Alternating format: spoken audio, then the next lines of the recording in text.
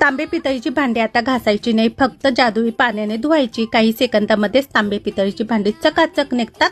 या ठिकाणी मी 2 चमचे सायट्रिक ऍसिड घेतलेले आहे, एका मोठ्या कटोऱ्यामध्ये टाकायचं आणि 2 चमचे बारीक मीठ टाकायचं, जे आपण रोजचं खाण्यामध्ये वापरतो।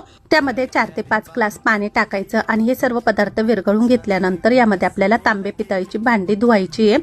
अशा प्रकारे मी इथे तांब्याचा गडवा घेतलेला आहे, तो फक्त पाण्यामध्ये असा फिरवला तर इथं तुम्ही बघू शकता तांब्यावरती बरेच डाग होते, तर हे सर्व डाग असे पाणी टाकताच निघून जातात। फक्त 2-3 सेकंदामध्ये जादुई पाण्यामध्ये तांब्या क्लीन झाला, चमकायला लागलेला आहे। या ठिकाणी आता एक मोठं तांब्याचं भांड घेतलेलं आहे। मोठी तांबे पितळीची भांडी घासायचं म्हटलं ना बराच वेळ जातो आणि हात पण काळे होतात, पण या पाण्यामध्ये भांड धुतल्यानंतर वेळ पण वाचतो आणि आपले हात पण काळे होत नाही, हाताला कोणत्याही प्रकारची इजा होत नाही।